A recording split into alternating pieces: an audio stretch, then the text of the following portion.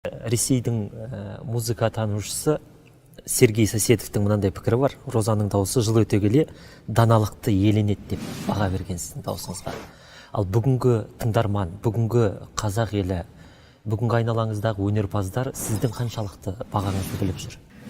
Ұлы апамыз Роза Бағланова айтқан, халқымнан айналайын еркелеткен деп. Біз жалпы өнерде, сахнада жүрген адамдардың барлығы біз халықтың еркесіміз. Біз маңдайымызға, Құдай маңдайымыздан сүйіп, өнерге арнап, бізді сондай бақытқа бөлеген. Біз халықтың алдында өнерімізді сыйлап тұрмыз, өзіміз бақытты болып тұрамыз ғой. Өзіміз содан ләззат алып тұрамыз, рахаттанып тұрамыз. Бізден артық қандай бақытты адам бар? Оны халқың келіп құрметтеп залда тыңдап отырса, сенің өнеріңе жоғар бағасын беріп атса, мен ойлаймын, сондықтан біз халықтың еркесіміз.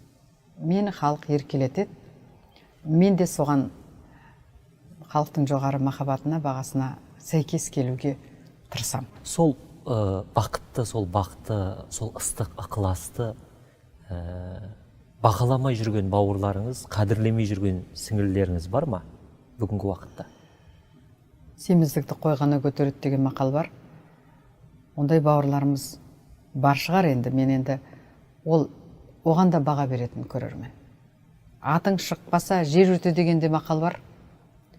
Қазір әннен гөрі басқа қылықтарыменен халыққа көп көрінетін, сонымен халықтың көзқарасын өзіне қарататын жұлдыздарымыз да бар. Көрдіңіз бе? Сен оның әнін тыңдамайсың, сен оның тыр жалаңаш денесін көресің. Біз ең бірінші музыкамызды, әнімізді көрсетуіміз керек қой. Көрдіңіз бе сонда? Мақсат қалай? Не мақсат сонда? Әнді көрсету ме, әншілігіңді көрсету ме, әлде басқа жақпенен көрерменді жалама? Сол ғой. Сол жағынан мен келіспейтін дүниелер бар.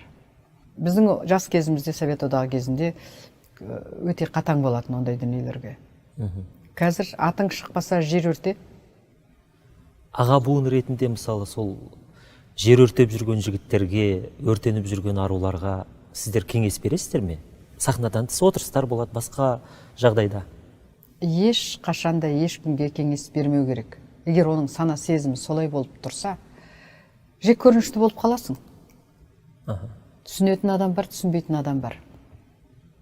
Қабылдайтын адам бар, қабылдамайтын адам бар. Менің бір ұстазым айтқан, еш қашанда кәсіби деңгейдегі тұрған адамға сен ақыл айтпа, ол кісі түсінбей қалуы мүмкін сені деп. Мен бір жағынан келсем, бір жағынан келіспеймін. Кейде барып айтқым келеді. Мынаңыз дұрыс болмады, мынаны былай жасаса қалай болады дегенде. Себебі орыстың сөзі бар ғой, со стороны видней дегенде. Сахнада немесе өмірде жалаңаштанып жүрген қыздар өте көп. Ешкімнің алдына ешкім шыққан жоқ, талғамға талас жоқ. Ертең мысалы Әли немесе Мәди солардың біріне ғашық болып қалған жағдайда сіз олардың махаббатына араласасыз ба, жоқ әлде махаббат бәрінен ұлы ма? Менің енді балаларым мұндай қыздарға барады деп ойламаймын.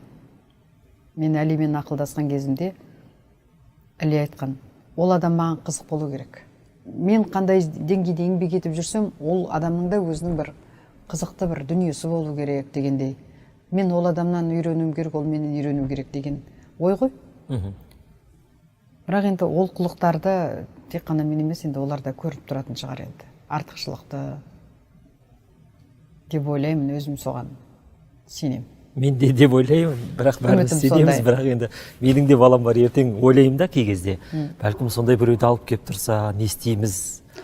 Енді олардың барлығы жаман адам деп айтуға болмайды. Біраз тәрбиелеу керек шығар, түсіндіру керек, үйрету керек. Білгеннен білмегені көп қой. Бәріміз жас болдық. Мен тасқынға тұрмысқа шыққанымда жұмыртқа қуырудан басқа ештеңе білмейтінмін. Соның барлығын үйрендім. Ұлттың ұлына айналған Денис Тен өмірден өтті, өкінішке қарай. Сол Денис Теннің өліміне қатысы бар делінген Жанар Толыбаеваға 4 жыл бас бостандығынан айыру туралы үкім шығарды. өткенде ғана әріптесіңіз Гаухар Әлімбекова алаяқтыққа қатысы бар деген мәселемен 6 жылға бас бостандығынан айырылуға шешім шығарылды.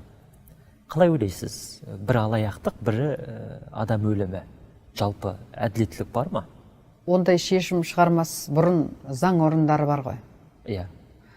Жақсылап тұрып, соның барлығын тексерді деп өзім сенемін. Ал Денистің өлімі ол біздің қазақ спортындағы үлкен бір қайғы, себебі спорттан кейінде ол бала көптеген біздің жастарымызға үлгі болатын еді. Ол өзі Әлимен жақсы араласқан. Мен де бір тойында, мамасының тойында мен бір барып ән салып бергем. Денис шақырып өзі. Сондықтан оның былай, одан кейінгі интервьюларын, жаңағы берген жауаптарын, алға қойған жоспарларын мен оқыдым, тыңдадым. Сонда ол Денистің үлкен жоспарлары болған. Өзі бір таза бала еді. Сондықтан мен ойлаймын, ол көптеген жаңағы спортқа келіп жатқан балалар бар, басқа жолдармен келе жатқан балалар бар, ізденіп жақсы бір жастардың ішіндегі бір лидер болатын еді ол бала. Әттеген-ай. Әттеген-ай. Кейінгі уақытта осы өнер адамдарының істі болуы неге байланысты? Енді көбінесе сол алданып қалады ғой біздің адамдар. Біз аңғалмыз, өзіміз өмірге қалай қараймыз таза көзбенен. Иә. Солай қарсы алдыңа келген адамдарды солай қабылдаймыз. Сіз өзіңіз осы уақытқа дейін алаяқтардың құрбаны болып көрдіңіз бе? Сізді алдап кеткендер. Талай рет. Ең көп қанша қаржыға алдандыңыз? Өте үлкен қаржыға алдандым. Ол кісі қазір түрмеде отыр. Алданған жалғыз мен емес, 40 шақты адам. Енді оның атын жариялап айтпай-ақ қояйын. Үлкен қаражат. Үлкен қаражат. Шамамен? Шамамен де айтпай-ақ қояйын, айтпаса елдер ойлайды, Нарымбаева немене жылап отыр, миллионер екен ғой деп. Мен енді өнер адам болғанда мен бизнесмен емеспін.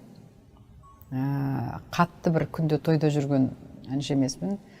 Мен үшін ол ақша үлкен қаржы. Ал сіздің өнеріңізді бағалап, сіздің талғамыңызға тәнті болып, бір көмектесіп тұратын арнайы меценаттар бар ма?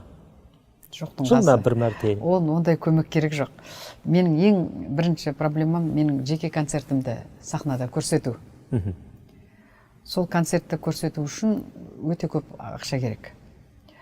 40 жылдығымда біздің акимат қолдап маған өткізіп берді. Ол 3 жыл бұрын болды. Иә. Одан кейін міне қазір енді қаржы мәселесі жоқ бір жағынан, екінші жағынан қазір менің мақсатым Әлиімнің шығармашылығын көбірек көрсету, соған қолдау көрсету, көптеген жағдайды мен Әлиге жасауға тырысамын.